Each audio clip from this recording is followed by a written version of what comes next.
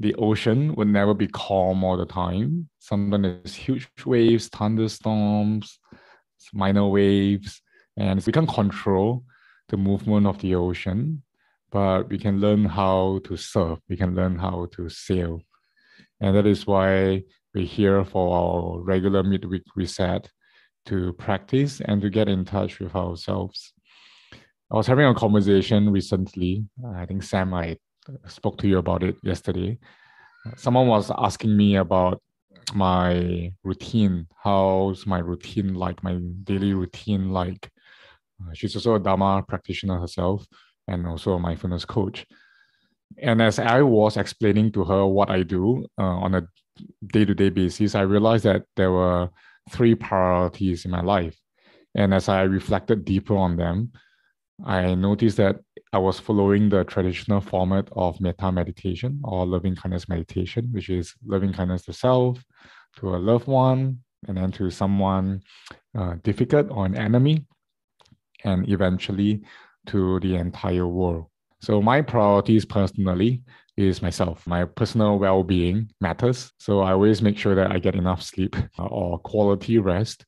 And in fact, when I wake up, I don't actually step out of bed or step outside of my room immediately. I take time. I take time to allow my body to fully wake up. I take time to allow my senses to wake up as well. So that is my daily mindfulness practice to make sure I'm okay. I don't just rush out immediately to see my daughter, although I will miss her the moment I wake up. So that's the first thing to get it right, which is what the Buddha said as well, right? That your love, your service has to include you. Otherwise, the love is incomplete. And very often we can rush headlong into things.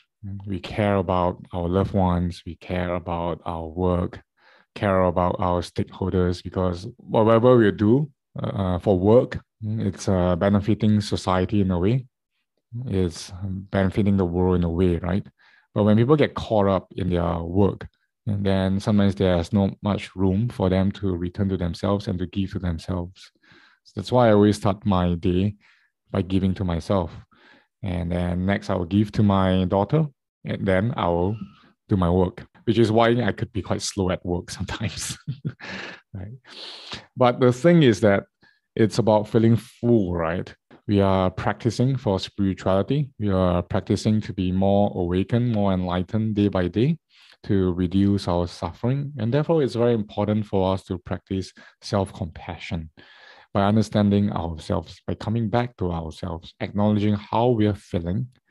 So there is actually another extreme towards self-compassion, is that some people misunderstand it as an over-identification of our suffering. Or they can go into self-victimization, which is, for example, if something happens, self-victimization is like, oh, why me? Why am I suffering? The world is against me. I'm undervalued. I'm not worthy. People are not choosing me. People are disrespecting me. That's how we may over-identify with our suffering. And self-compassion, on the other hand, is to recognize that, oh, this is just a moment of suffering. There's something that happened that made me have these kind of feelings, and I would like to take a look at those feelings. I would like to embrace my feelings.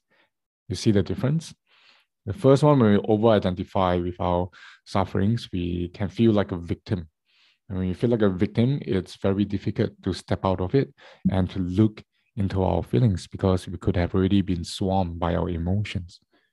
And not just the emotions themselves, but also the narratives, the commentaries behind those emotions. They can loop in cycles and lead to more and more different kind of suffering. So recognizing suffering is the first step. And the other thing is to acknowledge that some feelings are coming up. They have reacted to external circumstances, and that there is a way out of that suffering, that we can come back and we can take care of ourselves, to look deeply.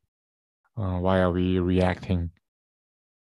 I remember when I was practicing as a monastic, when there is suffering, we were always asked to take care of our sufferings ourselves. And teachers always say this one sentence: look inward.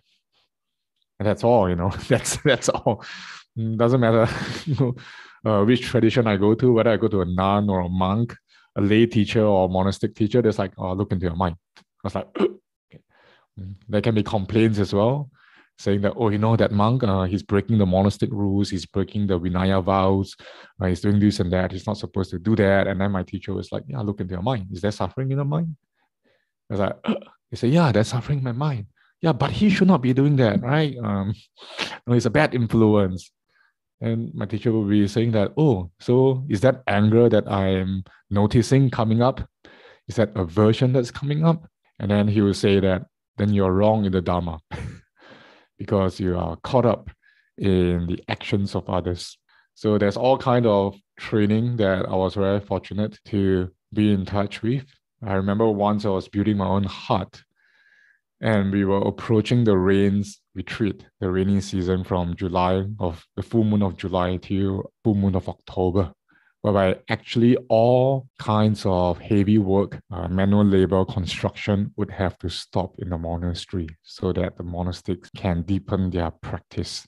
Have less work, any unfinished work, we just leave it there as it is for the entire 3 months. Even if there's a leaking roof, we are not supposed to repair that leaking roof. We're supposed to go inward and cultivate and practice. So my hut was almost ready.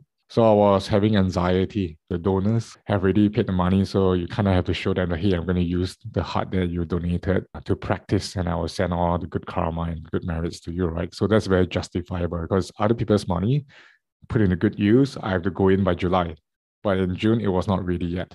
So my teacher was just watching there, and he's just like, so what?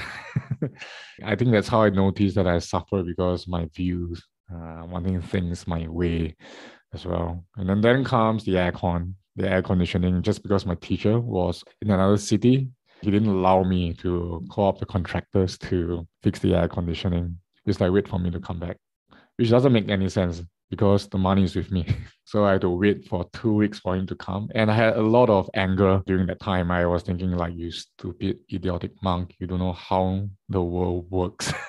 You need to be more efficient, get things done. Why do you have to micromanage?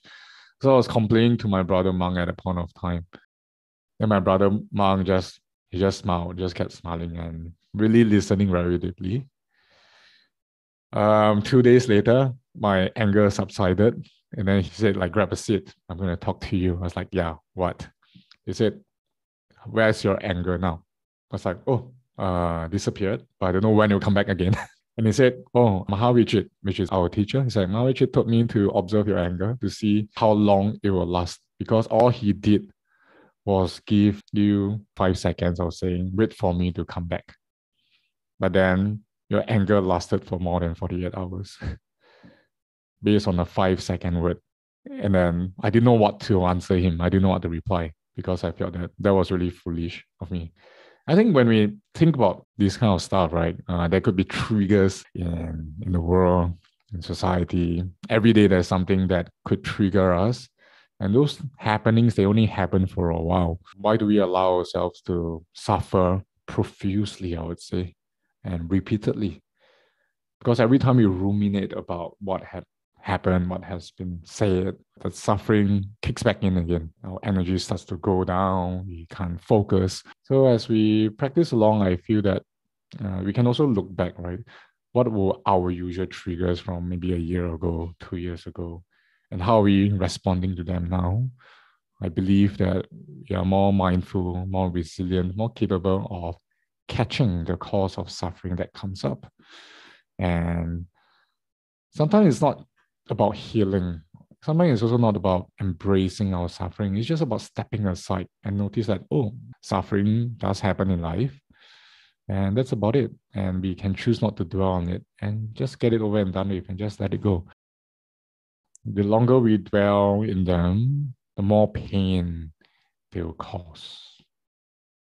So there's also problems in life that we can't fix, at least not at this juncture, not at this point of time. So it's also an invitation for us to look inward. How are we living with those problems, correct? We covered about this 1 or 2 weeks ago. So if you forgot about it, go watch the recording. I don't want to repeat. So I feel that when we practice, not just on the cushion, but in our daily practice, we have to know that it's very important to give to ourselves first, right? We don't over-identify with our suffering, yet we can acknowledge if there is suffering coming up. Maybe there's some stress, maybe there's some anxiety, maybe there's some unsureness within us, and we can recognize that. And sometimes what all we have to do is simply to do nothing about it, which is just to breathe and acknowledge that it's there. Right? We don't have to rush headlong into trying to solve it, because that could bring us into those loops of more and more suffering. Because when we experience suffering due to, I'm talking about mental suffering, right? Dukkha. We experience dukkha due to a lack of mindfulness. And that's about it. So what happens when we encounter those kind of suffering? We have to reestablish our mindfulness. It could be as simple as just coming back to your breathing, placing a hand on your abdomen and just breathe in and out, feeling the breath there, just to re-center. Then we can look back at it like, oh, okay, there is a suffering. And when we can do that long enough, we will be more resilient. And we can also remind ourselves that suffering is just a part of life. It happens to everyone, and sometimes it happens to us. And sometimes they might not even afflict us as long as we are mindful. So to give to ourselves is something very important. It's not just about taking care of our suffering. When we talk about work, a lot of people can be lost in their work, put a lot of intensity into work or into performing acts of services for other people, especially our loved ones. And I really hope that we can find time to give to ourselves as well, because that is very, very important. So when you think about the Buddha, he had a teaching career of 45 years. He still begins meditating on his own every morning. He doesn't give discourses in the morning. He doesn't give instructions in the morning. He has a lot of his loved ones, which are his fellow monks and nuns, to take care of. He has all kinds of people in society, from robbers to kings to commoners, that he has to give talks to and to teach them, to guide them. Right? But he began his morning just by being alone, meditating on his own. That is his priority. If you look at how he spent 6 years to practice, and in those 6 years before he attained enlightenment, he did not teach anyone. He did not go out and try to serve the world. I mean, practicing as an ascetic for 6 years is a very big deal. I'm sure there's a lot of wisdom there, right? Just look like what we're doing. Some of you don't practice on a daily basis. You only come here for the Wednesdays, means you practice an hour and a half and you already develop some wisdom. So just imagine 6 years. So I started asking myself, like, why didn't the Buddha teach? At first, I was asking it from a very philosophical point of view. And that is that, oh, as long as he's not enlightened, he can't teach. But then as I look deeper, and it made me understand that that is also a practice of prioritizing his well-being, his personal well-being, knowing that he has to fill himself up first before he can give to others. So as long as we can get it right, that whatever we're trying to do for the world, especially through our work, right, that is our kindness to the world. Otherwise, you wouldn't be in your job, right? I mean, is anyone staying in a job just for the sake of the money?